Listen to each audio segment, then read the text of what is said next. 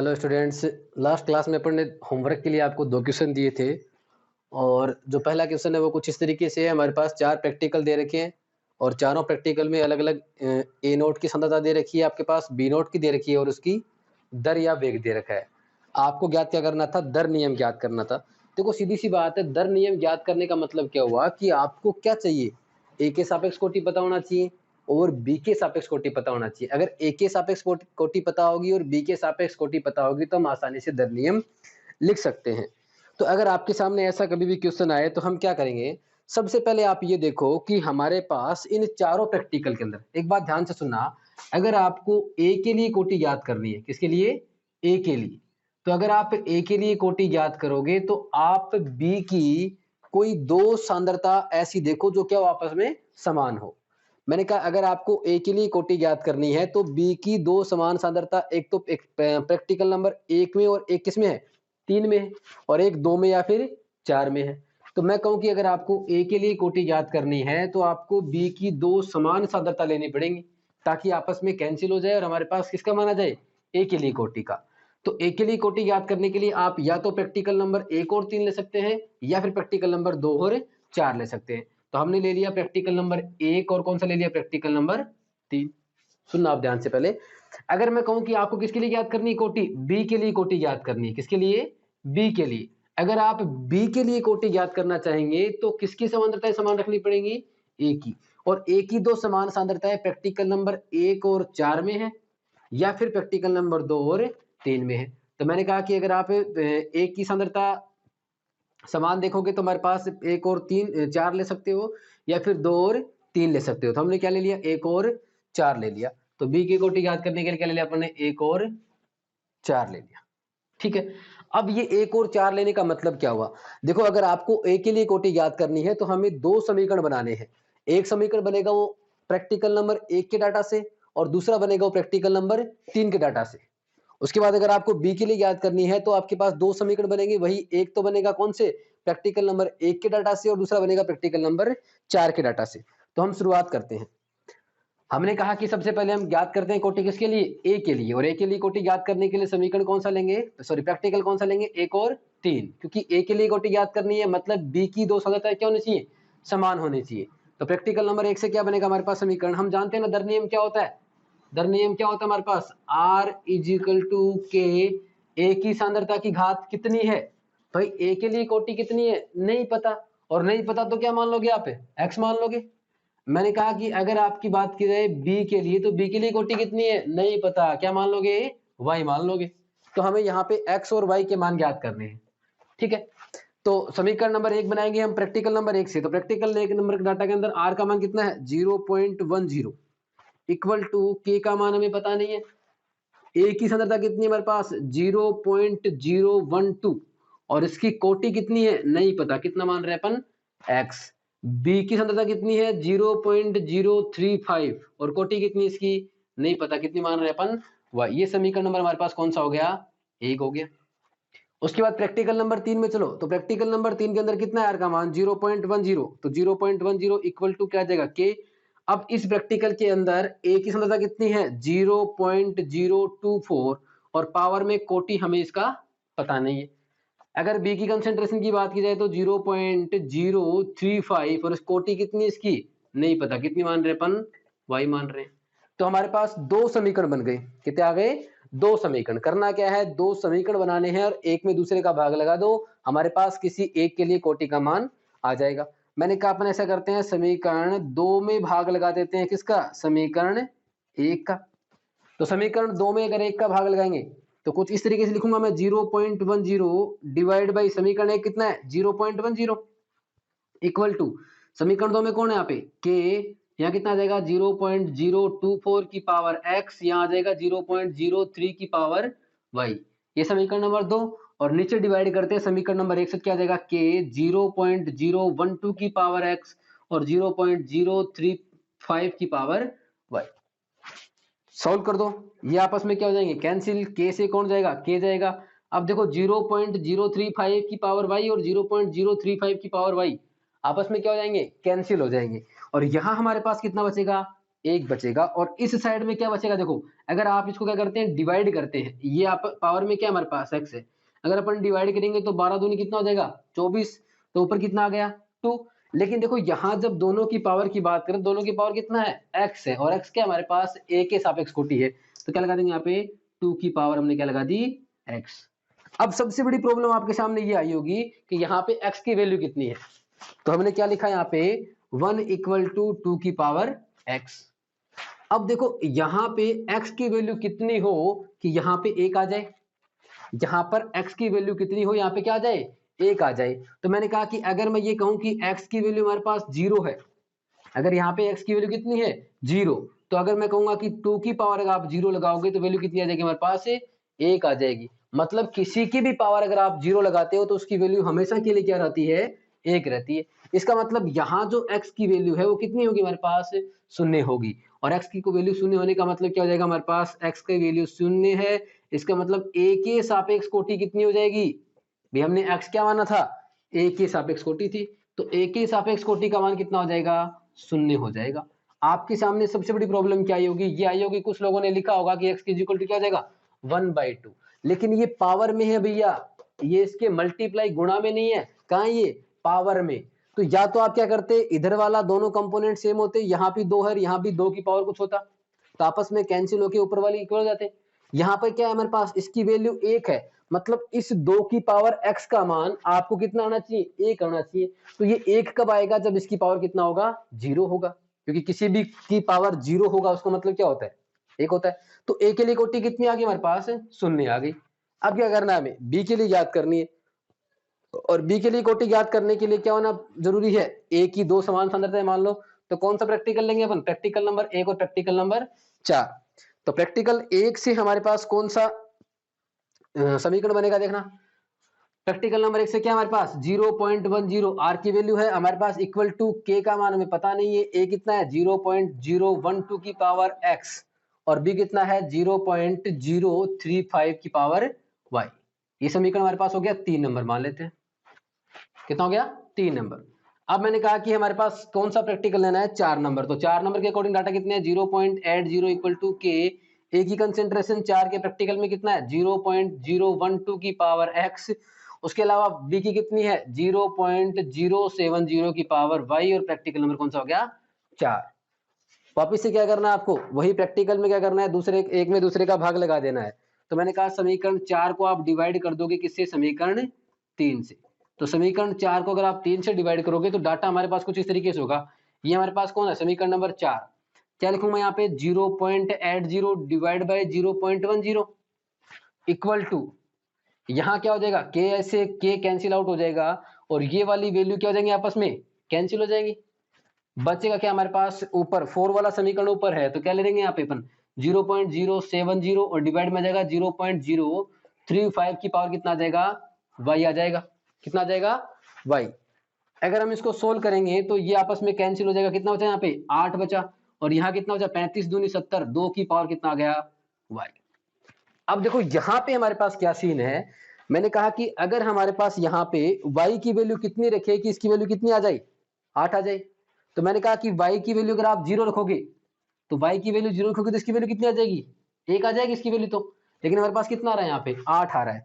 तो आपके पास दो तरीके हैं, मैंने कहा अगर आप y की वैल्यू कितना रखते हैं 3 रखते हैं, कितना रखते हैं 3, तो y की वैल्यू 3 रखने पर क्या हो जाएगा 2 गुना 2 गुना 2, 2 गुना 2 गुना 2 गुना 2, तो 2 दूनी 4 और दूनी 8, मतलब y का मान कितना है हमारे पास से 3 है। या फिर आप ऐसे सोचो कि क्या मैं इस 8 को ऐसे लिख सकता हूँ क्या 2 की क्यूब, और यहाँ पे क्या हमारे पास 2 की पावर y, तो 2 से 2 तो क्या है बेस दोनों का समान है, तो ऊपर वाले जो डाटा है कि y की वैल्यू कितनी हो जाएगी हमारे पास से 3, और y की वैल्यू 3 होने का मतलब क्या है कि y क्या माना था अपन ने b के सापेक्ष कोटि माना था, क्या माना था b के सापेक्ष कोटि, तो b के सापेक्ष कोटि का मान कितना है हमारे पास से 3 आ गया, कितना आ गया 3।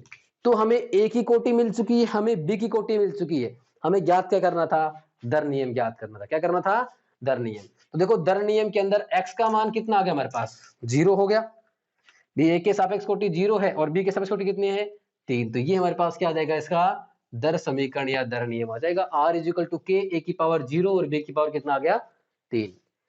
लास्ट में अपन ने एक चीज भी लिखी थी क्या, कि हमें क्या ज्ञात करना है, इसका वेग समीकरण, सॉरी दर नियतांक ज्ञात करना है। क्या ज्ञात करना है, दर नियतांक। तो दर नियतांक ज्ञात करने के लिए आप कोई भी प्रैक्टिकल उठा लो, डाटा पुट कर दो, आंसर आ जाएगा। तो देखो क्या होता है, आर की वैल्यू, मान लो कि प्रैक्टिकल नंबर 1 उठा लेते हैं हम, तो आर कितना है इसके अकॉर्डिंग 0.10 इक्वल टू के, तो हमें मेंशन करना है, ज्ञात करना है। ए की कंसंट्रेशन कितना है हमारे पास 0.012, 0.012 कंसंट्रेशन की पावर कितना है 0, मतलब ए के सापेक्ष कोटि कितनी है 0।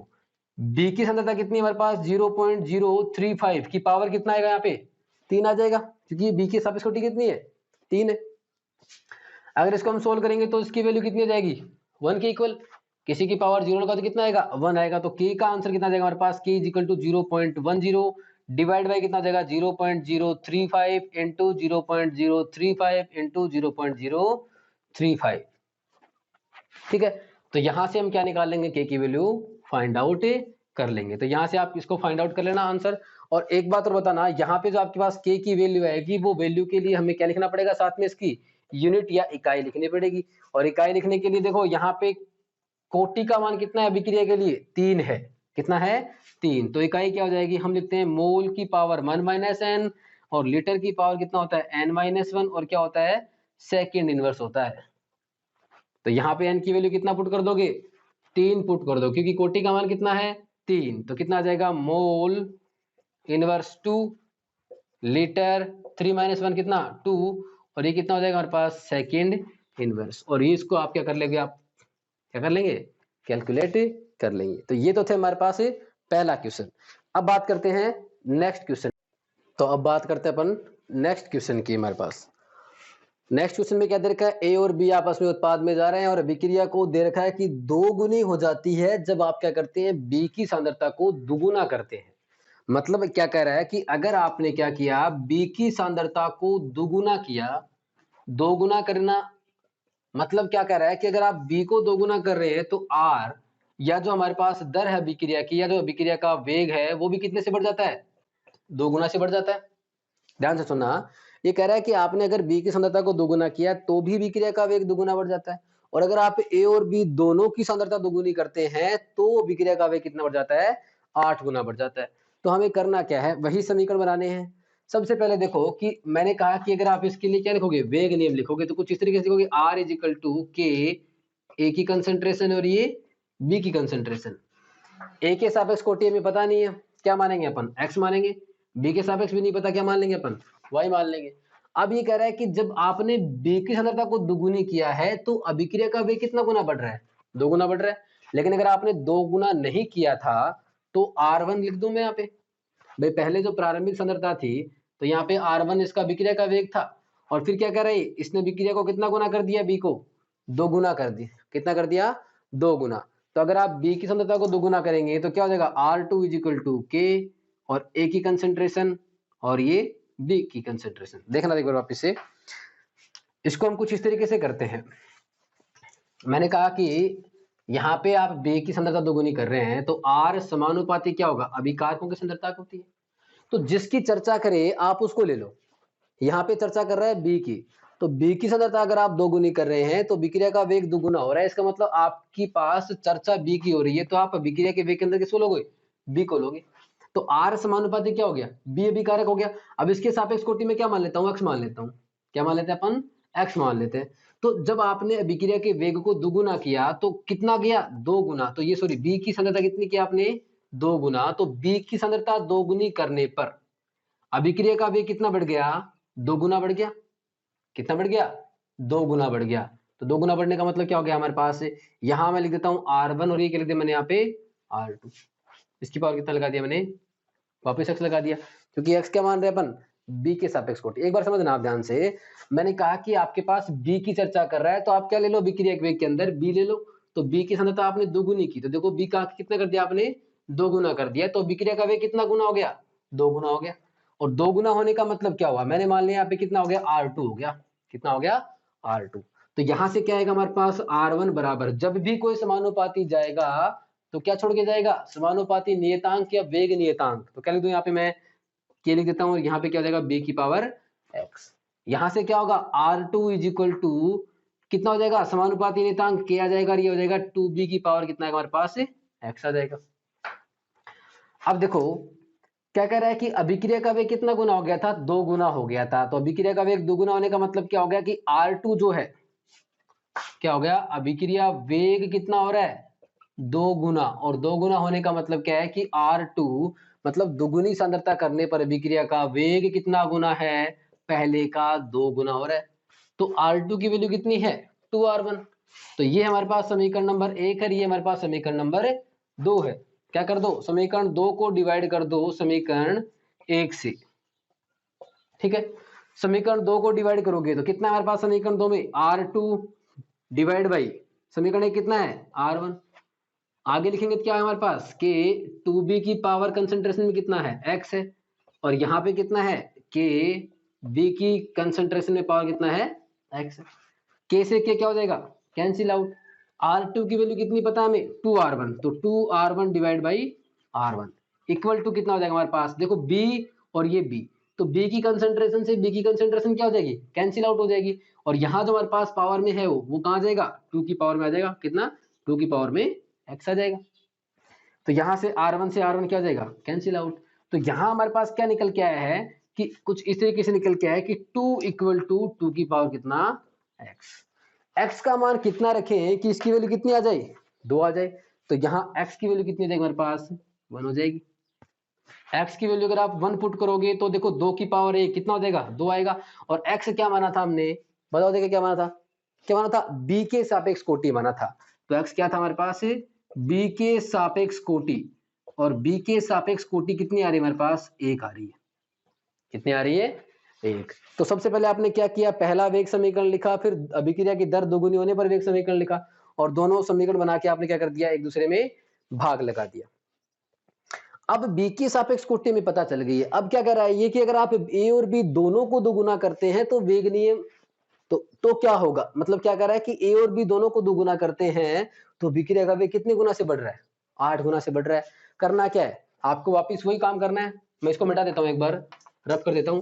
देखो आपने क्या किया कि ये कह रहा है कि आपके पास a और b दोनों को दोगुना कर रहे हैं, तो पहले कितना था R1 अभिक्रिया की दर समानुपाती a की सांद्रता और b की सांद्रता, चर्चा दोनों की हो रही है तो आपने दोनों को ले लिया। a के सापेक्ष कोटि में मान ली y और b के सापेक्ष क्या मान रहे थे अपन x मान रहे थे। अब क्या कह रहा है ये R2 कितना है, कितना कर दिया आपने दोनों की सांद्रता 2 गुनी, तो 2a की पावर कितना y और 2b की पावर कितना x। b के सापेक्ष कोटि आपने x माना था और a के सापेक्ष कितना मान लिया अपन ने y मान लिया। तो यहाँ पे क्या हो जाएगा R2 समानुपाती 2a, a की कंसेंट्रेशन कितनी कर दी आपने दोगुनी कर दी, और b की भी कितनी कर दी दोगुनी। यहाँ से क्या आएगा हमारे पास R1 इक्वल टू समानुपाती हटेगा तो क्या आ जाएगा, और ये कितना हो जाएगा a की पावर y और b की पावर कितना है हमारे पास 1 है। b के सापेक्ष कोटि पता है हमें कितनी है 1 है। यहाँ कितना हमारे पास R2, देखो एक बात क्या कर रहा है, विक्रिया का वेग कितने गुना हो गया 8 गुना हो गया, और 8 गुना होने का मतलब क्या हो जाएगा, 8 गुना होने का मतलब क्या होगा R2 बराबर क्या हो जाएगा 8 इंटू R1। अभिक्रिया का वेग जो है प्रारंभिक का 8 गुना हो गया, तो R2 किसके बराबर हो जाएगा 8 R1 के बराबर हो जाएगा। तो यहाँ कुछ इस तरीके से लिखेंगे अपन R2 इक्वल टू के 2a की पावर में कितना y और 2b की पावर में कितना था यहाँ पे x था। ये समीकरण नंबर हमारे पास 1 हो गया और ये समीकरण नंबर हमारे पास 2 हो गया। इस R2 को हम क्या लिख सकते हैं 8 R1 लिख सकते हैं। तो समीकरण 2 में क्या करेंगे, समीकरण 1 का भाग लगा देंगे, समीकरण 2 में समीकरण 1 का भाग लगाएंगे। तो जरा देखना समीकरण 2 में समीकरण 1 का भाग लगाएंगे तो क्या आएगा, क्या होगा हमारे पास R2 बट्टे R1, तो क्या हो जाएगा R2 कितना है 8 R1 बट्टे R1 इक्वल टू समीकरण 2 देखो क्या है के 2a की पावर y और 2b की पावर कितना हो जाएगा x, और यहाँ डिवाइड करेंगे समीकरण नंबर 1 से, तो क्या है कि a की पावर y और b की पावर कितना है 1। देखो यहाँ पे b की कंसंट्रेशन हमें पता है, सॉरी b की कोटि पता है कितनी है 1 है, तो यहाँ पे अपन क्या लिख देंगे 1 लिख देंगे। अब देखो R1 से R1 कैंसिल, K से क्या हो जाएगा K कैंसिल हो जाएगा, और B से क्या हो जाएगा B कैंसिल हो जाएगा, और यहाँ पे कितना है A से A कैंसिल। तो ध्यान से देखना यहाँ कितना बचा हमारे पास 8, और यहाँ कितना बचा देखना एक बार, यहाँ पे 2 बचा है ऊपर, डिजिट कितनी होती है 2, और इसकी पावर में कितना है y, और यहाँ कितना बचा हमारे पास है, 2 बचा है। तो कुल मिला के सॉरी, यहाँ क्या किया अपन ने, ए और बी दोनों अभिकारकों की सांद्रता कितनी कर रहे हैं, 2 गुनी कर रहे हैं, तो अभिक्रिया का वेग कितना हो गया, 8 गुना हो गया। हाँ सही है। अब देखो इसमें यहाँ पे 2 की पावर में y है, y क्या है, कोटि, किसके लिए, a के सापेक्ष कोटि है, तो इस 2 से इसको कैंसिल आउट कर दो, कितना बार बढ़ जाएगा, 4 बार। अब कितना बचा हमारे पास, 4 इक्वल टू 2 की पावर y। अब इस y का मान कितना हो कि हमारे पास वैल्यू कितनी आ जाए, 4 आ जाए। तो या तो आप इसको ऐसे लिख सकते हो कि 2 की पावर 2 इक्वल टू 2 की पावर y, दोनों का बेस सेम है तो कैंसिल हो जाएगा, और यहाँ पे y की वैल्यू क्या जाएगी, 2, और y क्या माना था आपने, a के सापेक्ष कोटि। अब आप x या y किसी के सापेक्ष मान सकते हैं, a के सापेक्ष कोटि। तो a के सापेक्ष कोटि कितना है, 2, और b के सापेक्ष कोटि कितना है, 1। तो हमारे पास वेग नियम क्या हो जाएगा, r इज इक्वल टू के, a के सापेक्ष कोटि कितनी आ रही है, 2 आ रही है, और b की सापेक्ष कोटि कितनी आ रही है, 1 आ रही है। तो ये क्या हो जाएगा हमारे पास अभिक्रिया के लिए वेग नियम। तो ये थे हमारे पास क्या, अभिक्रिया के वेग से संबंधित या कोटि से संबंधित कुछ महत्वपूर्ण क्वेश्चन थे। और अब जो हम अगला टॉपिक स्टार्ट करेंगे हमारा, वो क्या होगा, शून्य कोटि अभिक्रिया। और जो हमारे पास न्यूमेरिकल पोर्शन है वो यहाँ से स्टार्ट होता है, शून्य कोटि अभिक्रिया। उसके अलावा हमारे पास सिलेबस में होता है प्रथम कोटि अभिक्रिया, और ये सबसे महत्वपूर्ण पोर्शन है। इस चैप्टर का सबसे इंपॉर्टेंट जो पोर्शन है वो यही वाला है। तो हेडिंग डालेंगे अपन क्या, शून्य कोटि अभिक्रिया। ध्यान से सुनना, शून्य कोटि अभिक्रिया। मैंने कहा जब भी आप कोई टॉपिक पढ़ते हैं तो टॉपिक का जो नाम है उसकी फीलिंग्स को आप समझो, अपने आप ही सॉल्यूशन आ जाएगा कि हम क्या कहना चाह रहे हैं। शून्य कोटि अभिक्रिया को क्या बोलेंगे, zero order reaction, zeroth order reaction. सुनना भाई, जब भी आप किसी भी कोटि की बात करते हैं तो सबसे पहले आप क्या निकालोगे, वेग नियम लिखाओगे, क्योंकि कोटि जो होती है उसका मान किसे निकालते हैं अपन, प्रैक्टिकल मेजरमेंट होता है, प्रायोगिक मान होता है। तो क्या लगाओगे आप, वेग नियम। तो वेग नियम क्या कहता है कि किसी भी विक्रिया का दर, देखो किसी भी विक्रिया की दर की बात करें, रेट बोलो, दर बोलो, या फिर क्या बोलो, वेग बोलो। तो किसी भी विक्रिया की जो दर होती है वो समानुपाती होती है, किसके, क्रियाकारक बोलो या अभिकारक बोलो या रिएक्टेंट। तो किसी भी विक्रिया की दर जो होती है वो क्या होती है, अभिकारकों की सांद्रता की क्या होती है, समानुपाती होती है। मैंने मान लिया कि हम किसी एक अभिक्रिया की बात कर रहे हैं जिसमें क्या है, ए है वो किसके अंदर जा रहा है, उत्पाद के अंदर जा रहा है। ध्यान से सुनना, ए किसमें जा रहा है, उत्पाद के अंदर जा रहा है। तो इस अभिक्रिया का जो दर होगा या जो वेग होगा वो समानुपाती होगा क्रियाकारक की सांद्रता। तो क्रियाकारक सांद्रता कितनी है हमारे पास, ये मान लिया हमने। तो अभिक्रिया की दर जो होती है वो क्रियाकारकों की सांद्रता के घात के समानुपाती होती है। और आपको जो बता रहा है वो सीधे बता रहा है कौन सी कोटि है, शून्य कोटि है। तो यहाँ पे घात कितना है, शून्य। कितना है, शून्य। तो कुछ इस तरीके से लिखेंगे अपन यहाँ पे इसको, आर समानुपाती क्या हो जाएगा, ए की पावर 0, ये होगा। तो अगर मैं इसको सोल्व करूंगा तो जब भी कोई समानुपाती जाएगा तो क्या छोड़ के जाएगा, कांस्टेंट छोड़ के जाएगा, नियतांक छोड़ के जाएगा। तो यहाँ क्या लिखेंगे, are is equal to K note लिख लेते हैं। भाई कोटि शून्य है तो यहाँ पे हमें क्या लिख सकते हैं, के को हम के नोट लिख सकते हैं, एक ही बात है, ताकि हमें ध्यान रहे कि शून्य का मतलब क्या है, कि शून्य कोटि विक्रिया का वेग नियतांक। अब देखो यहाँ जो ए नोट था, तो हम बात कर चुके हैं कि किसी की भी पावर कितना हो, 0 हो, तो उसकी वैल्यू कितनी होती है, 1 होती है। तो यहाँ हमारे पास क्या आ गया, are equal to K note. Are क्या है, अभिक्रिया का वेग है। आर क्या हमारे पास है, अभिक्रिया की दर बोल दो, अभिक्रिया का वेग बोल दो। के नोट क्या है, तो के तो क्या होता है, नियतांक होता है। अपन ने नोट दर्शा दिया तो क्या हो जाएगा, शून्य कोटि अभिक्रिया का वेग नियतांक। तो शून्य कोटि अभिक्रिया का वेग नियतांक हो जाएगा। सुनना ध्यान से आप। तो मैं अगर ये कहूं आपको कि हमारे पास जो लिखा हुआ है उसके अंदर क्या है कि शून्य कोटि अभिक्रिया जो होती है वो क्या होती है, कि शून्य कोटि अभिक्रिया में अभिक्रिया का वेग होता है वो अभिकारकों की सांद्रता के शून्य घात के सीधे समानुपाती होता है।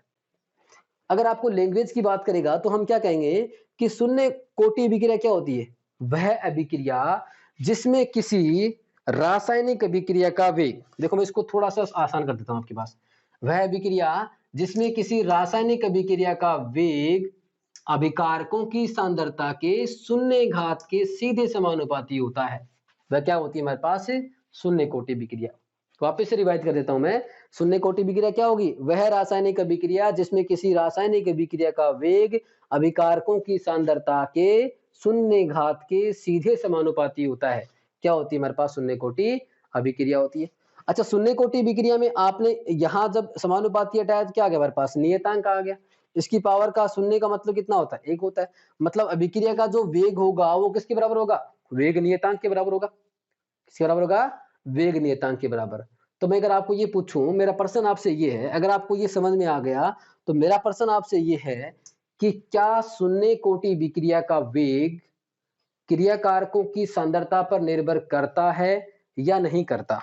मेरा प्रश्न क्या है आपसे कि क्या शून्य कोटि विक्रिया का वेग, क्या शून्य कोटि विक्रिया का वेग, शून्य कोटि अभिक्रिया का वेग क्रिया कारकों की सांद्रता, क्रिया कारकों की सांद्रता पर निर्भर करता है या नहीं करता, सांद्रता पर निर्भर करेगा या नहीं करेगा।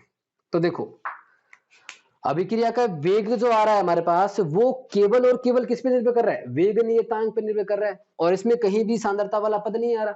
जब सांद्रता वाला पद आ ही नहीं रहा तो हम क्या कहेंगे कि क्या शून्य कोटि विक्रिया का वेग जो होता है वो सांद्रता पे निर्भर करेगा, क्या नहीं करेगा। क्योंकि देखो यहाँ पे जो सांद्रता वाला पद है उसके लिए कोटि का मान कितना है, 0, मतलब उसकी वैल्यू कितनी है, 1 है। तो हम क्या कहेंगे कि शून्य कोटि विक्रिया का जो वेग होता है वो क्रिया कारकों की सांद्रता पर निर्भर नहीं करता। अगर आप किसी भी विक्रिया में क्या करोगे, क्रिया कारकों की सांद्रता को आप अगर 10 गुना कर दो, 20 गुना कर दो, 50 गुना कर दो, तो भी हमारे पास विक्रिया का वेग कितना रहेगा, जो पहले था। और वो केवल और केवल किसके ऊपर निर्भर करता है, वेग नियतांक के ऊपर निर्भर करता है। जैसे कि मैं बोल देता हूं, यहाँ पे क्वेश्चन लिखा मैंने यहाँ पे कि कोई शून्य कोटि विक्रिया है, यदि शून्य कोटि विक्रिया का वेग समझने के लिए, यदि शून्य कोटि विक्रिया का वेग कितना दे रखा है, 2 × 10⁻³ क्या मान लेते हैं अपन यहाँ पे, 2 × 10⁻³ क्या होती है इकाई, मोल लीटर इनवर्स है। ठीक है, वेग क्या होता है, मोल लीटर इनवर्स और सेकंड इनवर्स है। तो अभिकारकों की सांद्रता, तो अभिकारकों की सांद्रता 10 गुनी कर दो आप, कितनी गुनी कर दो, 10 गुनी। तो 10 गुनी करने पर अभिक्रिया का वेग कितना होगा, तो 10 गुनी कर दो आप, 50 गुना कर दो, 1000 गुना कर दो, अभिक्रिया का वेग कितना रहेगा, 2 × 10⁻³ ही रहेगा। देखना, मैंने कहा कि शून्य कोटि विक्रिया जो होती है उसका जो वेग होता है वो केवल और केवल वेग नियतांक के ऊपर ही निर्भर करता है, क्रिया कारकों की क्षमता पर निर्भर नहीं करता। तो हम अब कुछ समझते हैं अभिक्रिया के लिए। मैंने कहा हमारे पास अभिक्रिया कुछ इस तरीके से है, ए है वो किसके अंदर जा रहा है, उत्पाद के अंदर जा रहा है। किसमें जा रहा है, उत्पाद के अंदर। अब मान लेते हैं कि अभिक्रिया प्रारंभ नहीं हुई, क्या काम नहीं, अभिक्रिया प्रारंभ नहीं हुई। और अभिक्रिया प्रारंभ नहीं हुई तो वो समय क्या होगा हमारे पास, 0 सेकेंड। जब अभिक्रिया प्रारंभ नहीं होगी तो टी का मतलब कितना है, 0 है, क्योंकि अभिक्रिया प्रारंभ नहीं हुई। और अभिक्रिया प्रारंभ नहीं हुई तो उस समय मैंने सांद्रता को मान लिया, यहाँ पे क्या मान लेते हैं, ए मान लेते हैं, ए नोट लिख देते हैं, क्या लिख देते हैं, ए नोट। जब अभिक्रिया प्रारंभ नहीं हुई तो सांद्रता कितनी हमारे पास, ए नोट है। तो जब अभिक्रिया प्रारंभ नहीं होगी तो अभिकारक उत्पाद में जाएगा क्या, नहीं जाएगा, कॉमन सी बात है। और अभिकारक अगर उत्पाद में नहीं जाएगा तो उत्पाद कुछ बनेगा क्या, नहीं बनेगा, डैश लगा दिया हमने। लेकिन कुछ समय बाद जब अभिक्रिया क्या होगी, प्रारंभ होगी, तो किस समय पर, टी समय पर। तो टी समय पर क्या होगा, ये जो हमारे पास प्रारंभिक सांद्रता थी उसमें से कुछ भाग टूटकर कहां जाएगा, उत्पाद के अंदर जाएगा। भाई आपके पास प्रारंभिक सांद्रता कितनी थी, ए नोट थी। अब इस ए नोट में से कुछ भाग कहां जाएगा, उत्पाद के अंदर। तो उत्पाद कितना बना हमारे पास, एक्स बना। समझना आप ध्यान से यहाँ पे थोड़ा सा, मैंने कहा t बराबर 0 पर क्रिया कारकों की प्रारंभिक सांद्रता क्या मान ली अपन ने, ए नोट मान ली, उसमें कोई भी उत्पाद बनता नहीं है। और t समय पर जब क्या होते हैं, अभिकारक क्रिया करके उत्पाद बनाना शुरू कर देते हैं तो उस प्रारंभिक सांद्रता में से x भाग टूट करके कहां चला जाता है, उत्पाद के अंदर चला जाता है। तो मैं यहाँ पे अगर आपको मेंशन करूं तो ए नोट क्या है, बताओ क्या है, t बराबर 0 समय पर, t बराबर 0 समय पर क्रिया कारकों की सांद्रता, क्रिया कारकों की सांद्रता। और यहां पे हमारे पास देखो x क्या है, एक बात सुनना पहले आप, x बताने से पहले मैं आपको एक चीज बता देता हूं। मैंने कहा कि t समय पर आपके पास अभिकारकों की सांद्रता है, वो मैंने कहा कि a नोट माइनस एक्स है, या मैं इसको लिख सकता हूं at, क्या लिख सकता हूं, at। t बराबर 0 पर अभिकारकों की प्रारंभिक सांद्रता कितनी है, a नोट लिखा मैंने। और at क्या लिख सकते हैं अपन, कि t समय पर क्रिया कारकों की सांद्रता कितनी है। तो यहाँ पे ए नोट क्या था, t बराबर 0 समय पर क्रिया कारकों की कौन सी सांद्रता थी ये? प्रारंभिक सांद्रता थी। कौन सी थी? प्रारंभिक सांद्रता। तो यहाँ पे x क्या हो जाएगा? तो x कौन है कि क्रिया कारकों का कितना भाग है वो किसमें टूटा है? उत्पाद के अंदर। मैंने कहा कि यहाँ इसके 10 मोल थे, 10 मोल से 2 मोल टूटकर कहां चले गए? आगे चले गए। तो यहाँ तो 10 मोल में से 2 मोल टूट गए, तो कितने बचे यहाँ पे? 8 मोल बचे। वो 8 मोल कौन है? ए नोट माइनस एक्स बोल दो आप, या फिर क्या बोल दो? एटी बोल दो। लेकिन 2 मोल कौन है? एक्स है। तो एक्स क्या हुआ कि क्रिया कारकों की वह सांद्रता जो कहां जा चुकी है? उत्पाद में बदल चुकी है। तो एक्स क्या होता है? क्रिया कारकों की वह सांद्रता, क्रिया कारकों की वह सांद्रता जो क्या कर चुकी है? जो उत्पाद में बदल चुकी है, जो उत्पाद में बदल चुकी है, वो क्या होती है हमारे पास? एक्स होती है। अब आपने लिखा यहाँ पे एक नया वर्ड क्या लिखा? एटी। तो एटी क्या होता है?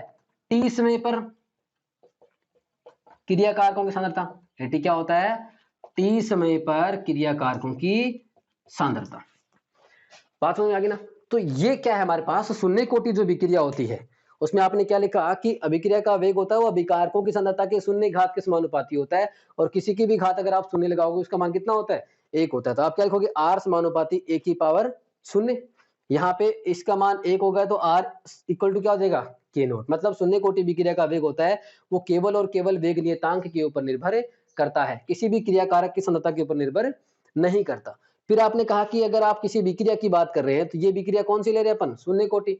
तो ये कहा कि t बराबर 0 समय जब अभिक्रिया प्रारंभ नहीं होती तो प्रारंभिक सांद्रता कितनी रहते हैं अपन? a note. उत्पाद कुछ बनेगा नहीं। t समय पर क्या हो जाएगा? कुछ टूट जाएगा और वो कहां चला जाएगा? उत्पाद में। और इस a नोट माइनस x को हम क्या बोल देंगे? at भी बोल सकते हैं। तो a नोट क्या हो जाएगा? t बराबर 0 समय पर क्रियाकारकों की प्रारंभिक सांद्रता। x क्या हुआ? क्रियाकारकों की वह सांद्रता तो कहां जा चुकी है? उत्पाद में बदल चुकी है। और at क्या हुआ? t समय पर क्रियाकारकों की सांद्रता। अब शून्य कोटि विक्रिया के लिए हमें क्या ज्ञात करना है? समाकलित वेग समीकरण ज्ञात करना है। क्या ज्ञात करना है?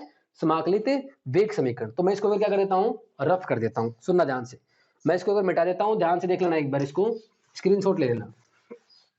हमें क्या ज्ञात करना है? समाकलित वेग समीकरण ज्ञात करना है। इंटीग्रेटेड समाकलित वेग समीकरण, इंटीग्रेटेड रेट इक्वेशन, वेग समीकरण।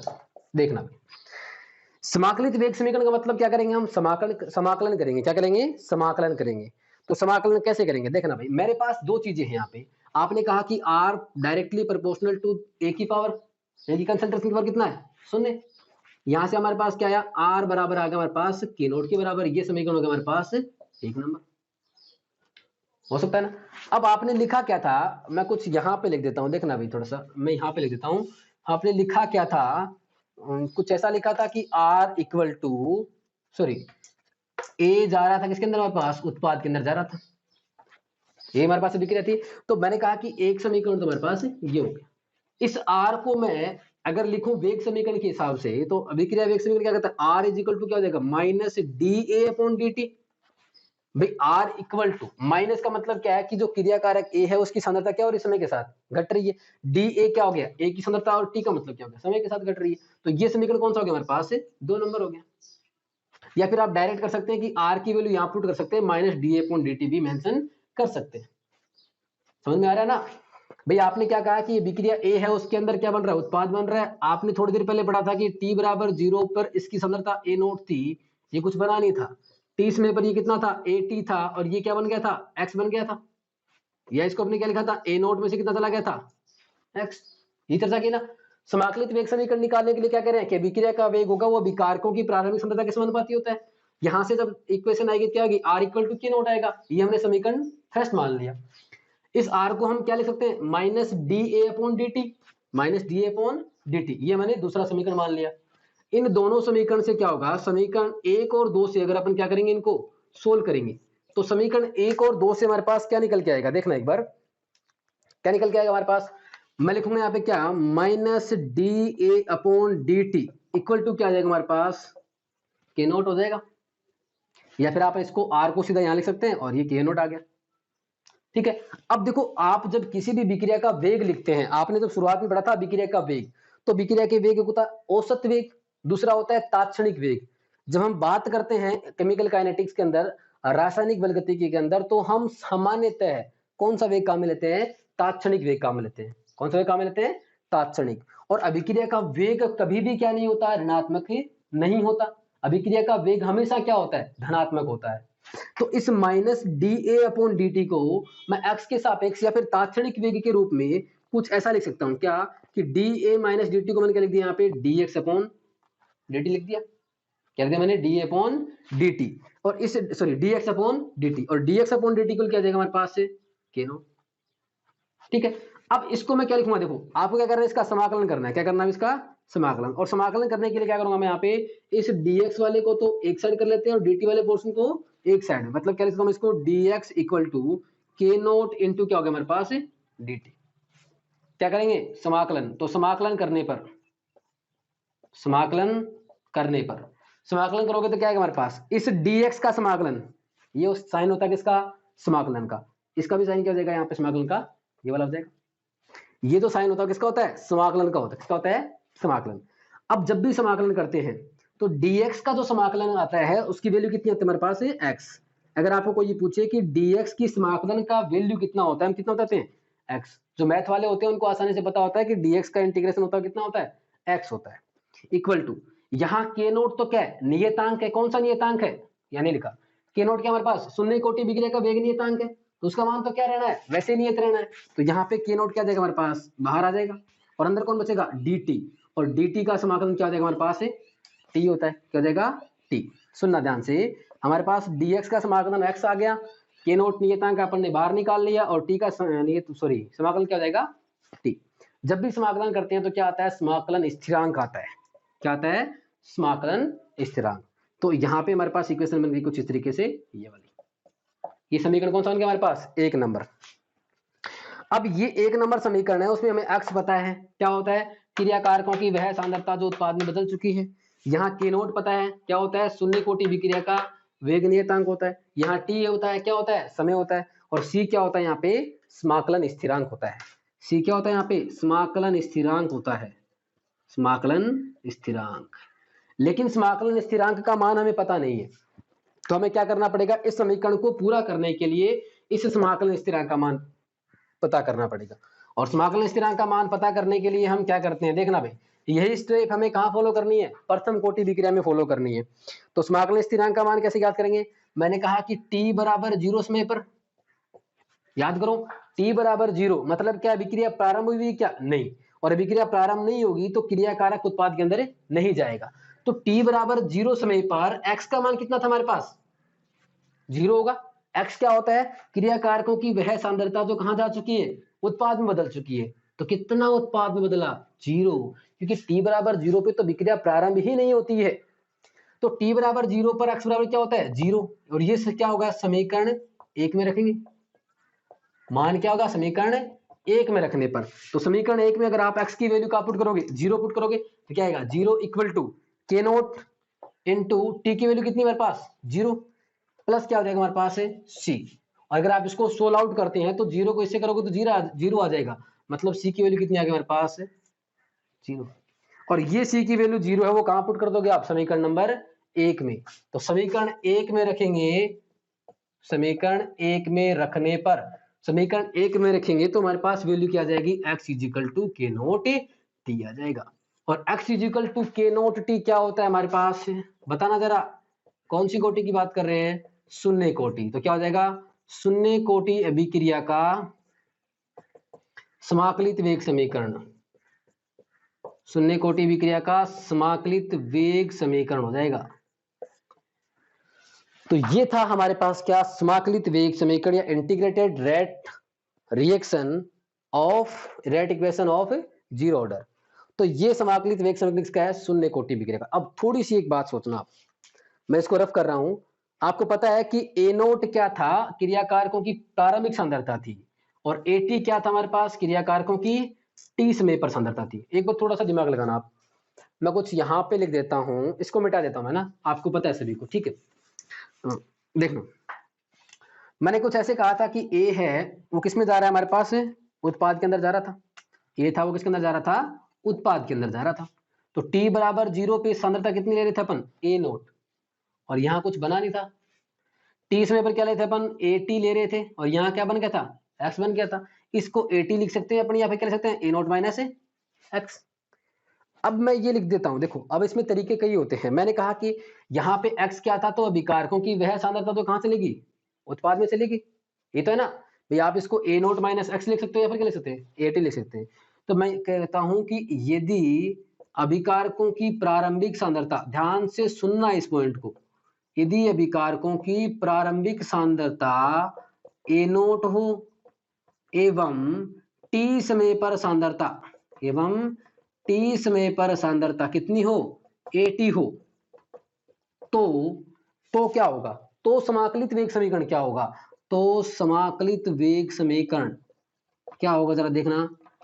मैंने कहा x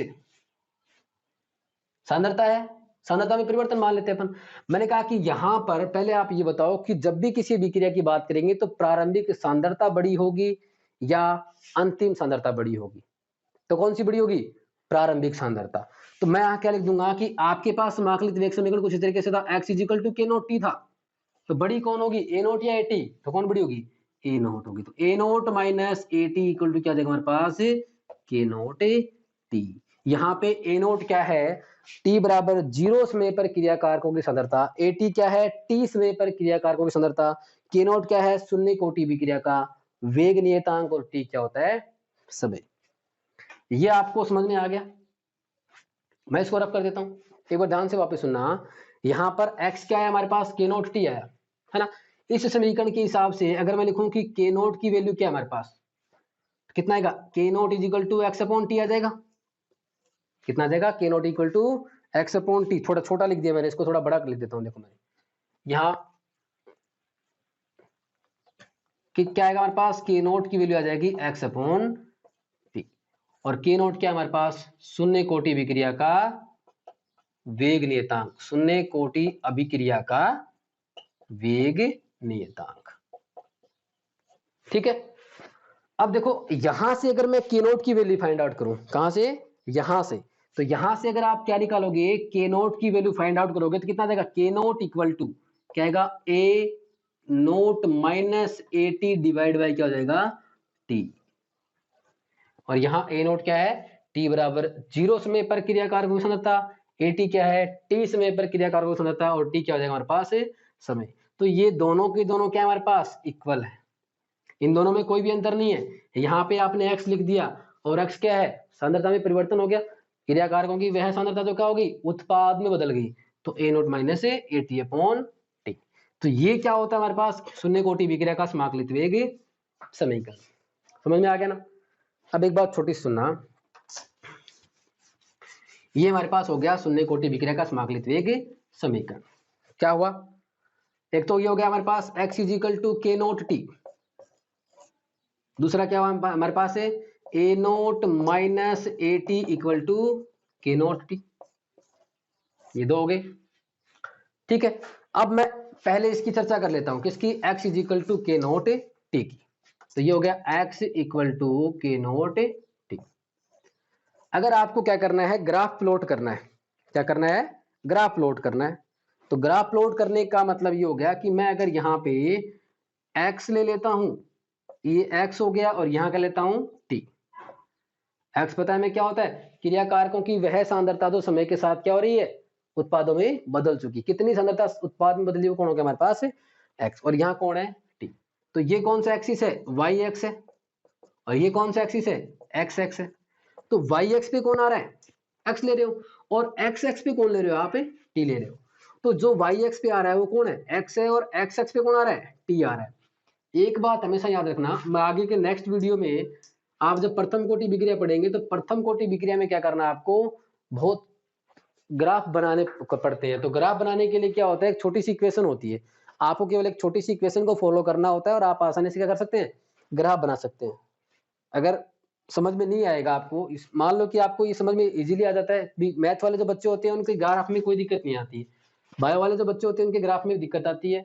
तो अपन ग्राफ के लिए एक नया वीडियो बना देंगे आपको, या फिर आपको फर्स्ट ऑर्डर रिएक्शन के अंदर आपको आसानी से समझा देंगे। यहाँ तो बेसिकली कुछ आसानी से समझ में आ जाएगा। तो ये x हो गया, ये क्या हो गया हमारे पास, t। तो x को आपने ले लिया y एक्सिस पे, और t ले लिया आपने x एक्सिस के अंदर। तो देखो यहाँ पे मैं x जो लिया है वो y पे लिया है, और ये जो टी लिया है वो कहाँ पे लिया है, एक्स पे लिया है। तो देखो यहाँ पे जो एक्स होता है, एक्स का जो कंपोनेंट होता है, घटक होता है, उसके साथ जो भी आता है, उसके साथ जो भी आता है वो हमेशा किसको दर्शाता है, ढाल को दर्शाता है। तो एक्स कौन है यहाँ पे, टी ले लिया, तो यहाँ कौन आ रहा है, के नॉट, किसको दर्शाएगा वो, ढाल को। तो यहाँ वाई एम क्या हमारे पास, ढाल को दर्शाता है, किसको दर्शाता है, ढाल को। अब देखो भाई यहां से क्या समझ में आ रहा है हमें कि x जो है वो डायरेक्टली किसके प्रोपोर्शनल है, t के।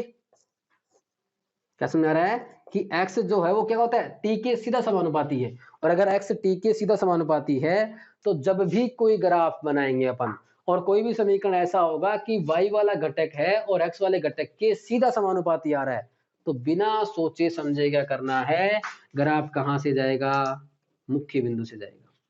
कहां जाएगा, मुख्य बिंदु से। तो ग्राफ कुछ इस तरीके से बनेगा, ये हमारे पास क्या बन गया, कहां से जा रहा है, मूल बिंदु से। किस लिए, क्योंकि x क्या सीधा t के समानुपाती है। तो ये हो गया x और t के मध्य ग्राफ। ग्राफ की ढाल क्या होगी, तो ढाल कितनी है, देखो ढाल को हमेशा निकालते हैं किसके अंदर, टेन थीटा के अंदर निकालते हैं। किसमें निकालते हैं, टेन थीटा। अगर इस समीकरण से आपको ढाल पूछेगा तो समीकरण से ढाल कितनी हमारे पास है, के नोट है, कितनी है, के नोट। अदरवाइज ढाल ज्ञात करने के लिए क्या लेते हैं अपन, टेन थीटा लिखते हैं। और टेन थीटा की जो वैल्यू होती है वो हमेशा क्या होती है, डेल वाई बटे डेल एक्स। मतलब वाई वाला कंपोनेंट डिवाइड बाई क्या होता है, एक्स वाला कंपोनेंट। तो इसमें क्या करते हैं अपन, कुछ इस तरीके से ट्राइंगल बनाते हैं, और उस ट्राइंगल में ये वाला कंपोनेंट डेल वाई हो जाएगा और ये वाला क्या हो जाएगा हमारे पास है, डेल एक्स। और इसको क्या करते हैं अपन, डिवाइड कर देते हैं। लेकिन इस समीकरण से हमारे पास ढाल कितनी है, के नोट। तो ये हो जाएगा शून्य कोटि विक्रिया के लिए क्या हो जाएगा, x और t के मध्य ग्राफ। समझ में आ गया। तो अपन एक ग्राफ करते हैं, कौन सा, आपके लिए आपको ग्राफ करना है AT और t के मध्य ग्राफ बनाना है, AT और t के मध्य। AT को आपको कहां लेना है, y एक्सिस पे, और t को कहां लेना है, एक्सिस पे। तो आप जल्दी से ट्राई करें, तब तक मैं इसको मिटा देता हूं। आपको ग्राफ प्लॉट करना है AT और t के मध्य, जल्दी से ट्राई करें, उसके बाद अपन ग्राफ बनाते हैं। कौन से वाला, AT और t वाला। तो देखिए साहब, सबसे पहले में क्या करना है, समीकरण लिख लेनी है। कौन सी समीकरण से आएगा graph, A note minus A T equal to क्या था हमारे पास, K T, K note T. ये इक्वेशन है। ग्राफ बनाना है AT और t के मध्य। छोटी सी बात सुनना, जब भी आप ग्राफ बनाओगे तो जहां पे आप y एक्सिस पे ले रहे हो, जो भी कंपोनेंट या घटक आप y एक्सिस पे ले रहे हो, तो बताओ y एक्सिस पे आप कौन सा घटक ले रहे हैं, AT ले रहे हैं।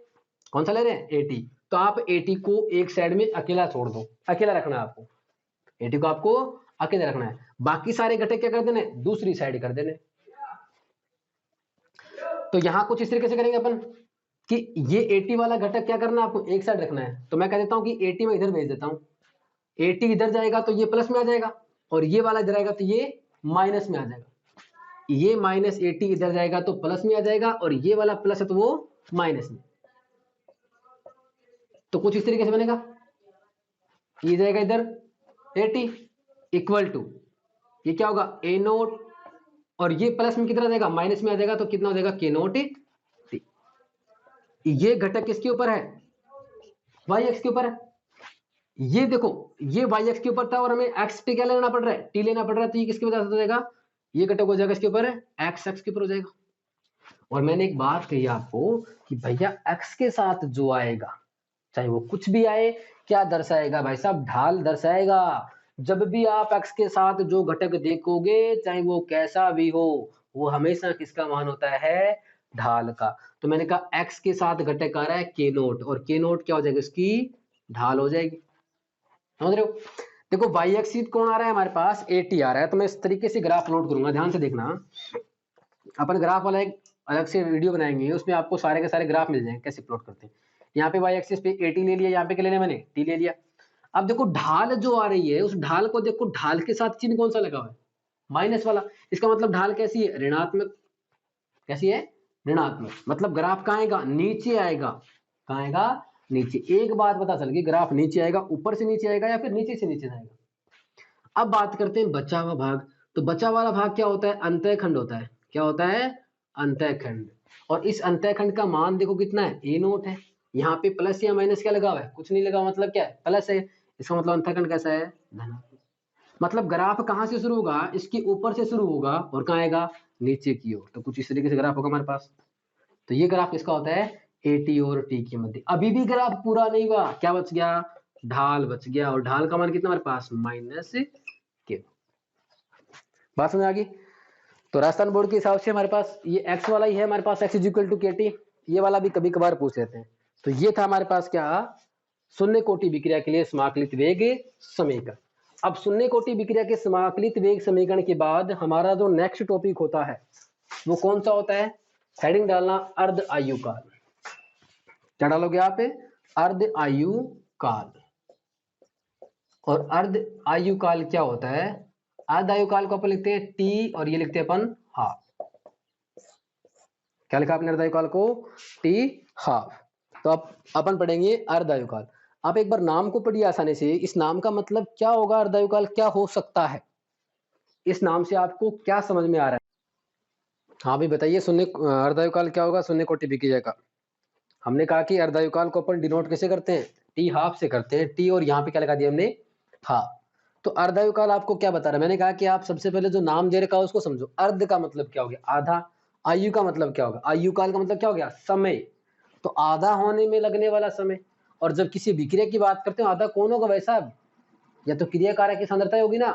तो मैंने कहा कि अर्ध आयु काल कौन सा समय होता है, तो वह समय क्या होगा, अर्ध आयु काल वह समय जिसमें क्रिया कारकों की आधी सांद्रता, जिसमें क्रिया कारकों की आधी सांद्रता उत्पाद में परिवर्तित हो जाए, परिवर्तित हो जाए। या फिर मैं ऐसे कह सकता हूं कि अभिकारकों की सांद्रता को आधा उत्पाद में बदलने में लगा समय क्या होगा, अर्ध आयु काल होगा। आपने क्या लिखा है कि वह समय जिसमें क्रियाकारकों की आधी सांद्रता उत्पाद में बदल जाती है। मतलब आधा क्रियाकारक टूट करके आधा क्या बना देता है, उत्पाद बना देता है। या फिर हम क्या लिख सकते हैं, वह समय जिसमें क्रियाकारकों की आधी सांद्रता उत्पाद में बदल जाए। या फिर क्या लिख सकते हैं, क्रियाकारकों की सांद्रता को, क्रियाकारकों की सांद्रता को आधा होने में, आधा होने में लगने वाला समय, आधा होने में लगने वाला समय क्या हो जाएगा हमारे पास, अर्ध आयु काल हो जाएगा। और अर्ध आयु काल को हम डिनोट किसे कर रहे हैं, टी हाफ से कर रहे हैं। अब अगर आपको अर्ध आयु काल का मान निकालना है तो हमारे पास दो इक्वेशन है, ध्यान से देखना है। एक तो हमारे पास क्या था, समाकलित वेग समीकरण x is equal to K note T था। क्या था, x is equal to K note T. और दूसरे वाला हमारे पास क्या था, ए नोट, बड़ा कौन, ए नोट, शून्य समय पर प्रारंभिक शून्य समय पर क्रियाकार को सांद्रता minus A T equal to क्या था हमारे पास, के टी। ये हमारे पास दो इक्वेशन थी जिससे हम क्या याद कर सकते। देखो इस इक्वेशन में कोई अंतर नहीं है, यहाँ पे x जो होता है उसकी जगह हमने क्या लिख दिया, ए नोट माइनस ए टी, क्योंकि पहले वाली ज्यादा थी और ये बाद वाली कम है। अब प्रारंभिक सांद्रता का आधा हो जाता है और वो आधा होने में जो समय लगता है वो क्या हमारे पास है, अर्ध आयु काल। मैंने कहा माना, क्या मान लेते हैं, माना क्रिया कारकों की प्रारंभिक सांद्रता, माना क्रिया कारकों की प्रारंभिक सांद्रता कितनी है हमारे पास, छोटा ए मान लेते हैं। क्या मान लिया हमने, छोटा ए। तो माना क्रिया कारकों की प्रारंभिक सांद्रता ए है, तो क्या होगा, अर्ध आयु काल। अर्ध आयु काल का मतलब क्या हो गया कि हमारे पास जो टी लेंगे उस टी को हम क्या लिखेंगे, अब टी हाफ। अगर कोई क्रिया कारक की सांद्रता क्या होगी, अपने पहले की आधी होगी, तो वो समय क्या होगा हमारे पास, अर्ध आयु काल कहलाएगा। तो हम उस टी की जगह क्या मेंशन करेंगे, टी हाफ। या मैं सीधा लिख दूं अर्ध आयु काल पे, अर्ध आयु काल पर टी का मान किसी बराबर, टी हाफ के बराबर। और यहां जो x दे रखा है वो कितना हो जाएगा, a बाई टू। क्योंकि x क्या होता है, क्रियाकारकों की वह सांद्रता जो उत्पाद में बदल चुकी है। तो प्रारंभिक सांद्रता कितनी है, a है। और अर्ध आयु काल पे क्या होती है, पहले की आधी हो जाती है। तो पहले कितनी थी, a थी, और कितना हो गई, आधी। अब ये मान कहाँ रख दो, मान समीकरण में रख दो, ऊपर वाले में। मान रखने पर x की वैल्यू कितना रखोगे आप, a बाई टू रखोगे, इक्वल टू के नोट क्या है, के नोट क्या है हमारे पास, शून्य कोटि विक्रिया का वेग नियतांक। t की जगह आप क्या रख दोगे, t, और ये लगा दिया आपने यहाँ पे हाफ। किसका मान ज्ञात करना आपको, अर्ध आयु काल। अरे भाई सुनो, अर्धायुकाल होता क्या है, नाम से पता चल रहा है भाई, क्रिया कारक टूटेंगे उत्पाद के अंदर। अब क्रिया कारक जब आधा टूट जाएगा तो उसको क्या कहेंगे अपन, अर्धायुकाल। पहले तक अपन टी बोल रहे थे, जब आधा टूटेगा तो क्या बोल देंगे, अर्धायुकाल। तो यहां से हम टी हाफ की वैल्यू काउंट करेंगे तो टी हाफ कितना हो जाएगा हमारे पास, ए डिवाइड बाई 2k0। क्या है हमारे पास, ये अर्धायुकाल का मान किसके लिए आया है, शून्य कोटि विक्रिया के लिए है। अब एक छोटी सी बात सुनना ध्यान से, मैंने कहा जब भी आपके पास कोई इक्वेशन आए, कोई समीकरण आए, तो उस समीकरण में जो भी घटक होगा उस घटक के ऊपर वो मान निर्भर करेगा। जैसे अर्धायुकाल का मान है, उसके अंदर दो चीजें आ रही, ए आ रहा है और के नोट आ रहा है। तो इसका मतलब शून्य कोटि विक्रिया का जो अर्ध आयुकाल होता है, उस अर्धायुकाल का मान अभिकारकों की प्रारंभिक सांद्रता के ऊपर निर्भर करेगा। मैंने कहा कि यहां आप क्या लिखोगे, टी हाफ जो है वो सीधा समानुपाती होता है किसके, ए की। मतलब क्या हो जाएगा कि शून्य कोटि विक्रिया का जो अर्धायुकाल होता है वो अभिकारकों की प्रारंभिक सांद्रता के सीधे समानुपाती होता है। क्या कहा आपने कि शून्य कोटि विक्रिया का अर्धायुकाल अभिकारकों की प्रारंभिक सांद्रता के सीधे समानुपाती होता है। जैसे जैसे आप क्या करोगे, अभिकारकों की सांद्रता बढ़ाओगे तो सांद्रता बढ़ाने पर क्या बढ़ेगा, अर्धायुकाल का मान बढ़ेगा। मतलब सांद्रता के सीधा समानुपाती क्या होगा हमारे पास, अर्धायुकाल। और ये किसकी बात कर रहे हैं अपन, शून्य कोटि विक्रिया की। हम ये भी बोल सकते हैं कि शून्य कोटि विक्रिया का जो अर्धायुकाल होता है वो क्रियाकारकों की सांद्रता की प्रथम घात के समानुपाती होता है। भाई यहाँ पे पावर में कुछ जीरो होगा तो क्या कुछ बचेगा ही नहीं, कितना आएगा यहाँ पे, एक आएगा। तो शून्य कोटि विक्रिया का अर्धायुकाल क्रियाकारकों की सांद्रता के सीधे समानुपाती होता है। मतलब जैसे जैसे आप क्रियाकारकों की सांद्रता बढ़ाओगे अर्धायुकाल का मान भी क्या हो जाएगा, बढ़ जाएगा। चलो बात करते हैं, यहाँ पे क्या हो जाएगा भाई, देखो टी ए नोट क्या है, टी बराबर 0 पर, और ए टी क्या है, टी समय पर। ठीक है, तो अर्धायुकाल की बात करते हैं। अर्ध आयुकाल, तो अर्ध आयुकाल में क्या होगा, टी का मान किसके बराबर, टी हाफ के बराबर। और एटी जो होगा, एटी क्या हो जाएगा, पहले का आधा, पहले कितना था, ए नोट था। मान रख दो क्या होगा, ए नोट माइनस एटी कितना है, ए नोट डिवाइड बाई 2 बराबर क्या हो जाएगा हमारे पास, के नोट टी। किसका मान याद करना आपको, टी। टी क्या है हमारे पास यहाँ पे, टी हाफ। तो यहां से क्या यहाँ क्या बचेगा, ए नोट बाई 2, और यहाँ क्या हो जाएगा, के नोट टी हाफ। और यहां से अगर आप टी हाफ निकालोगे तो टी हाफ बराबर क्या हो जाएगा, A naught by 2k, A naught by 2k naught, या ए नोट बाई 2k। तो आप कैसे भी निकाल सकते हैं, दोनों का मतलब क्या है, एक ही है। तो ये वाला सीधा सा तरीका है क्या, कि ए क्या होता है हमारे पास, प्रारंभिक सांद्रता, और अर्धायुकाल पे क्या होती है, सांद्रता अपने पहले की आधी हो जाती है। तो ये था हमारे पास शून्य कोटि विक्रिया का अर्धायुकाल। अगर आपको इस समझ में आ गया हो तो एक छोटी सी बात बताना मुझे, अगर मैं टी हाफ और रिलेशन पूछता हूँ आपको एक छोटा सा, चलो एक छोटा सा ग्राफ बनाना भाई। मैंने कहा आपको ग्राफ प्लॉट करना है, वाई एक्सिस पे लेना है आपको टी हाफ, और एक्स एक्सिस पे ले लो आप ए। वाई पे तो क्या हो गया, अर्धायुकाल हो गया, और एक्स पे क्या हो गया, सांद्रता होगी विकारकों की। तो ये दोनों क्या होती है दूसरे के सीधे समानुपाती है। और मैंने कहा कि वाई पे है, ये किस पे है, एक्स पे है। और अगर सीधे समानुपाती हो तो ग्राफ कहां से जाएगा, मूल बिंदु से जाएगा। तो ये क्या हो गया, अर्धायुकाल और प्रारंभिक सांद्रता के मध्य का ग्राफ हो गया। अच्छा, अगर आपको ये समझ में आ गया तो एक छोटी सी बात आपको मैं समझा रहा हूँ फाइनली। अगर कोई अर्ध आयुकाल बोलेगा तो टी हाफ से डिनोट करेगा, और टी हाफ का मतलब अभिकारक की जो प्रारंभिक सांद्रता मानते हैं आप, चाहे वो आप एक्स मानो चाहे आपको वाई मानो, उसकी आधी हो जाएगी अर्धायुकाल के ऊपर। अगर मैं यहाँ पे अर्धायुकाल में रिलेशन पूछता हूँ आपको, देखो एक छोटा सा आपको रिलेशन काउंट करना है, बताना भैया, आप थोड़ा सा ट्राई करना खुद से। मैंने कहा आपको रिलेशन क्या करना है, टी हाफ और टी 100% में रिलेशन बताना है, क्या है, टी हाफ और टी 100% में रिलेशन बताना है। और दूसरा मैंने कहा आपको टी हाफ और टी 3/4 में रिलेशन बताना है। ये आपको दो रिलेशन काउंट करने हैं, ठीक है। चलो आप थोड़ा सा दिमाग लगाओ, तब तक मैं इसको रफ कर देता हूं।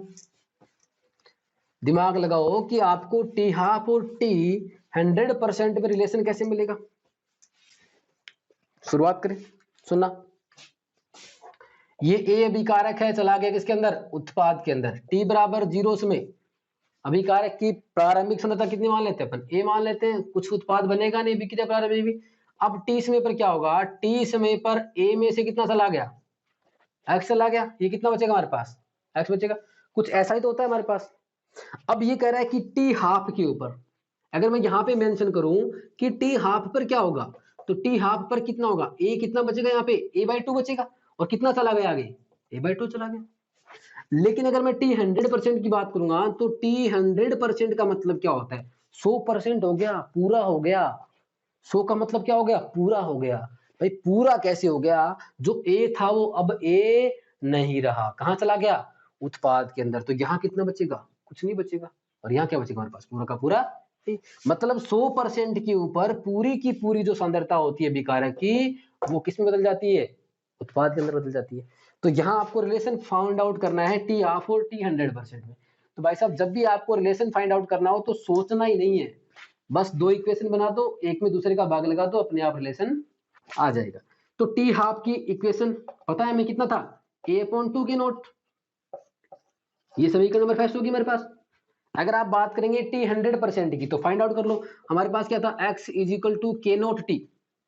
तो टी 100% पर टी को हम क्या लिख देंगे, टी 100% लिख देंगे। और जो हमारे पास क्या था, x था, तो x कितना बचेगा बताओ, x कितना, x क्या होता है, क्रियाकारकों की वह सांद्रता जो उत्पाद में बदल चुकी है। तो यहाँ 100% में तो सारा का सारा ही क्या हो गया, उत्पाद में बदल गया। तो x का मान किसके बराबर हो जाएगा, a के बराबर।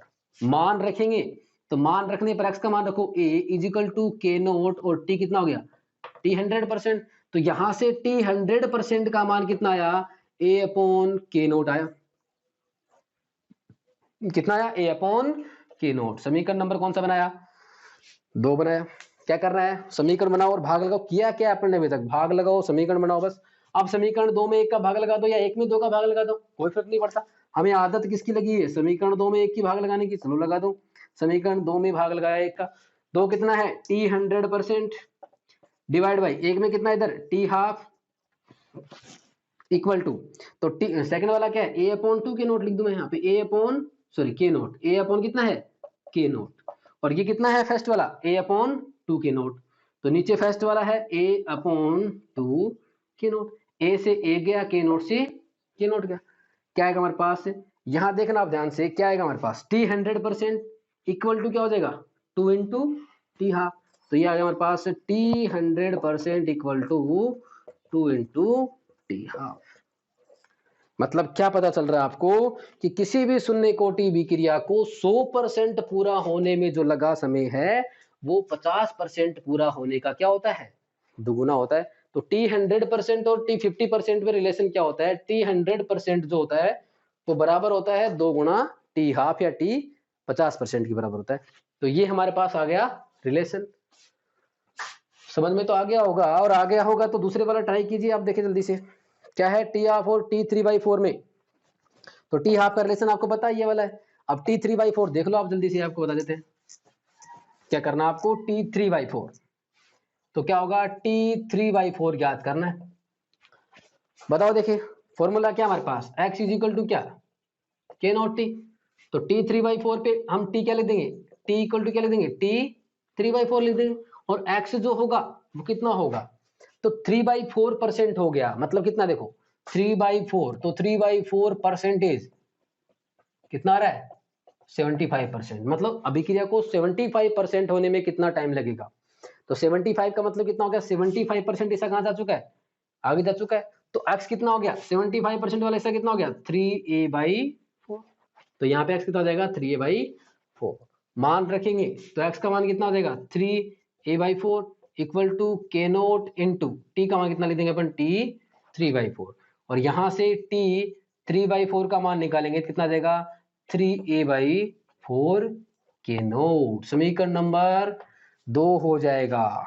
कितना हो जाएगा, समीकरण नंबर 2। और पहले वाला कौन सा था समीकरण नंबर हमारे पास, ये था T half is equal to a/2 K note. Bore तो नहीं हो रहे हो। देखो पढ़ाई में जब अगर आपका मन लग जाए ना, तो मैं नहीं समझता कि बोर भी कुछ होता है। अगर आपको सब चीजें समझ में आ रही तो आप अपने आप दिमाग चल रहा होगा कि आगे क्या होगा, आगे क्या होगा, ये हो जाएगा, इधर उधर उल्टा पुल्टा सब समझ में आ जाएगा। तो समीकरण 2 में भाग लगाएंगे 1 की, क्यों, क्योंकि भाई साहब आदत लगी हुई है। तो समीकरण 2 क्या है हमारे पास, टी 3/4 डिवाइड बाई 1 कितना है, टी हाँ इक्वल टू, दो में क्या है 3a/4 की नोट, 3a/4 की नोट डिवाइड बाई एक में कितना है a/2 के नोट, तो a/2 के नोट, a से a गया, के नोट से के नोट गया, ये 2 से 2 गया, कितना बचा 3/2। इसको यहाँ लिख देता हूं मैं, कितना है भाई t 3/4 divide by t half equal to कितना है हमारे पास 3/2 आ गया, कितना आ गया 3/2। और आप जानते हैं 3 में 2 का भाग लगाएंगे तो कितना आएगा 1.5। और यहां से क्या रिलेशन आया पता ना भाई, क्या रिलेशन आएगा यहाँ से, रिलेशन क्या आया, इसको वज्र गुणा करेंगे इधर से इधर, तो क्या आ गया t 3/4 जो होता है वो 1.5 गुणा होता है किसका, t हाफ का। किसका होता है t हाफ का। तो ये हमारे पास रिलेशन था किसका, t हाफ मतलब अर्धायुकाल और t 3/4 में रिलेशन किसके लिए था, ये शून्य कोटि विक्रिया के लिए। बात समझ में आ गई ना। तो यहाँ पे हमने बात की किसकी, शून्य कोटि विक्रिया की। अच्छा एक बात बताओ, जब हम शून्य कोटि विक्रिया की बात कर ही रहे हैं तो इसकी वेग नियतांक की इकाई क्या होगी, शून्य कोटि विक्रिया के वेग नियतांक की इकाई क्या होगी बताओ जल्दी से। तो शून्य कोटि विक्रिया का जो वेग नियतांक होगा वो वेग नियतांक कितना होता है, k nought is equal to mole 1 - n litre n-1 और ये सेकेंड इनवर्स। यहाँ पे n बताता है अभिक्रिया की कोटि और हम बात किसकी कर रहे हैं, शून्य कोटि। तो शून्य कोटि में क्या हो जाएगा, n का मान 0 रख देंगे, क्या रख देंगे 0। तो n का मान 0 रखा तो क्या आ जाएगा मोल लीटर और second inverse, mole litre inverse और सेकेंड इनवर्स। तो ये बात थी हमारे पास किसकी, शून्य कोटि अभिक्रिया की। अब कोई ये पूछ ले कि शून्य कोटि विक्रिया होती कौन सी है, अब इतनी देर तो अपन बात कर रहे थे, एग्जाम्पल की बात कर रहे थे, शून्य कोटि विक्रिया क्या होती है। तो जितनी भी प्रकाश रासायनिक विक्रिया होती है, फोटोकेमिकल रिएक्शंस, जितनी भी फोटोकेमिकल रिएक्शंस होती हैं, प्रकाश रासायनिक विक्रियाएं होती हैं, वो किसका एग्जाम्पल होती है, शून्य कोटि विक्रिया का होती है। मैंने कहा कि किसी भी धातु की सतह के ऊपर आप क्या करें कि H2 और Cl2 किसकी उपस्थिति में, प्रकाश, ये क्या बताता है H न्यू ऊर्जा, किसकी ऊर्जा, प्रकाश की ऊर्जा, और क्या बना लिया अगर Cl HCl बना लेते हैं। तो ये जो प्रकाश रासायनिक विक्रियाएं होती हैं वो सारी की सारी कौन सी कोटि की विक्रिया होती हैं, शून्य कोटि की विक्रियाएं होती हैं। दूसरी जगह अगर मैं बात करूं कि किसी भी धातु की सतह पे, दूसरी में क्या बात करेंगे, अगर कोई भी धातु है तो किसी भी धातु की सतह पर, किसी भी धातु की सतह पर गैसों का जो वियोजन होता है, गैसों का जो वियोजन होता है वो कौन सी कोटि विक्रिया होती है, शून्य कोटि विक्रिया होती है। तो हमने क्या कहा कि शून्य कोटि विक्रिया कौन कौन सी होती है, एक तो अगर आप किसी भी धातु की सतह पर किसी गैस का वियोजन करोगे तो किसी गैस के वियोजन होने से जो अभिक्रिया अनुसरण होता है वो कौन सी कोटि विक्रिया होती है हमारे पास, शून्य कोटि अभिक्रिया। जैसे आप जानते हैं हमारे पास आप पढ़ते हैं हैबर प्रक्रम पढ़ते हैं, तो जैसे मैंने कहा कि हमारे पास अमोनिया है और अमोनिया क्या हो रही है, टंगस्टन की सतह ले लेते हैं अपन या प्लेटिनम की ले लेते हैं। तो अमोनिया का टंगस्टन की सतह पे क्या होना, वियोजन होना अपने अणुओं के अंदर N2+3H2, कौन सी कोटि विक्रिया हमारे पास, ये शून्य कोटि की विक्रिया है। कुछ एंजाइम उत्प्रेरित विक्रियाएं होती हैं वो भी कौन सी होती हैं, शून्य कोटि विक्रियाएं होती है। उसके अलावा अगर अपन बात करें तो फोस्जीन जो होती है, कौन होती है, फोस्जीन, देखो नाम सुनना फोस्जीन, मैंने क्या कहा फोस्जीन, और एक क्या होता है फोस्फीन। तो मैं यहाँ लिख रहा हूँ बताना, देखिए आप PH3 क्या होती है, फोस्फीन होती है, क्या होती है अच्छा दोनों सेम लिख दिए, फोस्फीन होती है।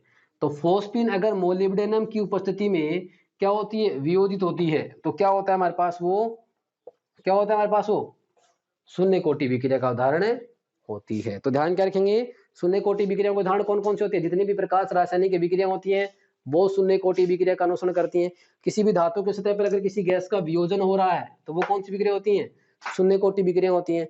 और किसी अमोनिया गैस का वियोजन जो दे रखा है हमारे पास मोलिब्डेनम टंगस्टन की सतह के ऊपर, वो कौन सी है, शून्य कोटि। फोस्फिन का मोलिब्डेनम की सतह पे क्या दे रखा है हमारे पास, अपघटन दे रखा है, वो भी कौन सी होती है हमारे पास, शून्य कोटि विक्रियाएं होती हैं। अब अपन एक छोटा सा क्वेश्चन कर लेते हैं, ठीक है। तो ये तो हमारे पास पूरी बात होगी किसकी, शून्य कोटि अभिक्रिया की। अब एक क्वेश्चन करते हैं, उस क्वेश्चन के अंदर आपका कॉन्सेप्ट काम में आएगा वो वही कॉन्सेप्ट काम में आएगा जो हमने शुरुआत में पढ़ा था अभिक्रिया का वेग। तो देखना जरा, मैंने कहा कि अमोनिया का जो वियोजन होता है प्लेटिनम की सतह पर, प्रश्न क्या है हमारे पास, प्लेटिनम की सतह पर अमोनिया का वियोजन। और देखो हम कह चुके हैं कि किसी भी धातु की सतह पर अगर किसी गैस का वियोजन होता है तो वो कौन सी कोटि विक्रिया है, शून्य कोटि विक्रिया है। ये कह रहा है कि हमारे पास के का मान दे रखा है, इसने क्या दे रखा है, के का मान। इस अभिक्रिया के लिए हमारे पास के का मान जो दे रखा है वो है 2.5 इंटू 10⁻⁴। कितना दे रखा है, 2.5 इंटू 10⁻⁴। शून्य कोटि विक्रिया है, क्या होगा, मोल, लीटर इनवर्स और सेकंड इनवर्स। अब ये कह रहा है कि अमोनिया का वियोजन जो हो रहा है उसके लिए इस वेग नियतांक का मान बता रहा है, अगला के नोट का मान दे रखा है। और ये पूछ रहा है कि नाइट्रोजन और हाइड्रोजन की बनने की दर क्या होगी, नाइट्रोजन और हाइड्रोजन के बनने की दर क्या होगी। तो सबसे पहले जो दे रखा है उसको देखो आप, क्या दे रखा है, अमोनिया का वियोजन। तो अमोनिया का वियोजन करो आप, क्या हो गया अमोनिया हमारे पास कुछ इस तरीके से 2NH3 convert into N2 plus 3H2। और ये सरफेस कौन सी होगी, प्लेटिनम। कौन सी कोटि विक्रिया है, शून्य कोटि विक्रिया। क्या लिखते हैं अपन, सबसे पहले आर लिखते हैं, अभिक्रिया का वेग क्या लिखेंगे, -1/2। स्टोइकोमेट्रिक गुणांक 2 नीचे आ जाएगा, ऊपर क्या लिखेंगे, dNH3 divide by dt equal to क्या लिखेंगे, 1/1। उत्पाद है, क्या हो जाएगा, dN2 बटे dt। और आगे क्या हो जाएगा, उत्पाद है तो प्लस 1/3 dH2/dt। आपको यहां तक तो सबसे पहले आसान काम करना है, हो जाएगा, कोई दिक्कत वाली बात नहीं है। अगर मैं आपको पूछूं कि यहाँ पे N2 और H2 की बनने की दर दे रखी है, क्या दे रखा है, N2 और H2 के बनने की दर, मतलब मैं N2 और H2 की बात करूंगा यहाँ पे। तो N2 के जो बनने की दर है वो क्या है, देखो मैं यहाँ लिखता हूँ N2 के बनने की दर, तो dN2 बट्टी dt किसकी इक्वल है, R की इक्वल है। भाई नाइट्रोजन के बनने की दर किसके बराबर है, अभिक्रिया के वेग के बराबर है ना। और अगर हाइड्रोजन की बात की जाए तो मैं कुछ इस तरीके लिखूंगा कि ये जो हमारे पास पोर्शन है, तो क्या लिखूंगा मैं, dH2/dt, ये होगी हाइड्रोजन के बनने की दर। और ये जो 3 वाला भाग है वो कहां चला जाएगा, इस R के पास, तो क्या जाएगा 3 इंटू R। मतलब नाइट्रोजन के बनने की दर तो अभिक्रिया की वेग के बराबर होगी, और हाइड्रोजन के बनने की दर अभिक्रिया के वेग की 3 गुना होगी। मतलब अगर हमारे पास अभिक्रिया का वेग पता हो तो हम इस अभिक्रिया के लिए नाइट्रोजन की बनने की दर और हाइड्रोजन की बनने की दर दोनों क्या आते कर सकते। बात तो सही है, लेकिन बात सही होने का मतलब क्या हुआ, जब बात कर रहे हैं कि नाइट्रो अमोनिया का वियोजन हो रहा है तो हमें पता है कौन सी कोटि विक्रिया है, शून्य कोटि विक्रिया है। तो क्या होगा, इसके लिए R जो समानुपाती होगा वो क्रिया कारक की सांद्रता कितनी है, ये NH3 की सांद्रता होगी। और इसकी कितनी पावर के समानुपाती होगा, शून्य की, क्योंकि अमोनिया का वियोजन किसी भी धातु के स्तर पे कौन सी कोटि होती है, शून्य कोटि विक्रिया। जैसे समानुपाती डालोगे क्या आ जाएगा, तो R is equal to K note. मतलब अभिक्रिया का जो वेग होगा वो किसके बराबर होगा, वेग नियतांक के बराबर। तो हम ये पढ़ चुके हैं भैया, क्या पढ़ा था हमने सबसे पहले कि शून्य कोटि विक्रिया बोले तो विक्रिया का वेग समानुपाती किसी भी क्रिया कारक की सांद्रता के शून्य घात के। और भी बोले तो किसी भी क्रिया का वेग बराबर होता है, किसके बराबर होता है, तो वेग नियतांक के बराबर होता है। और भी बोले तो शून्य कोटि विक्रिया का वेग किसी भी क्रिया कारक की क्षमता के ऊपर निर्भर नहीं करता। हम यहाँ क्या बोलेंगे, के नोट का मान दे रखा भैया, तो आर का मान दे रखा है, मतलब क्योंकि R बराबर किसके, के नोट। तो R का मान कितना आ गया भैया, 2.5 गुणा 10⁻⁴। और ये मान अगर अपन यहाँ रख देंगे तो नाइट्रोजन के बनने की दर कितनी आ गई, 2.5 इंटू 10⁻⁴। और यहाँ तो 3 इंटू 2.5 इंटू 10⁻⁴ किस में आएगा, दर किस में आती है, सांद्रता बट्टे समय, तो क्या आ जाएगा, मोल, लीटर इनवर्स और सेकंड इनवर्स। ये किस में आ जाएगा, मोल, लीटर इनवर्स और सेकंड इनवर्स। तो यहां हमने किसकी बात की आज, शून्य कोटि विक्रिया की बात की। किसकी बात की, शून्य कोटि की विक्रिया। इससे आगे वाले लेक्चर में हम पढ़ेंगे कौन सी कोटि, प्रथम कोटि विक्रिया और उससे संबंधित कुछ क्वेश्चंस। और प्रथम कोटि विक्रिया और शून्य कोटि विक्रिया बहुत ही इंपॉर्टेंट है। अगर आपको ये पढ़ाया हुआ समझ में आता है तो आप कमेंट करके जरूर बताएं कि आपको पढ़ाया हुआ कैसा लगता है। समझ में आए तो लाइक करना ना भूलें, शेयर और सब्सक्राइब करना ना भूलें, और ऐसे ही अन्य वीडियो पाने के लिए नोटिफिकेशन या बेल आइकन को जरूर दबाएं। धन्यवाद।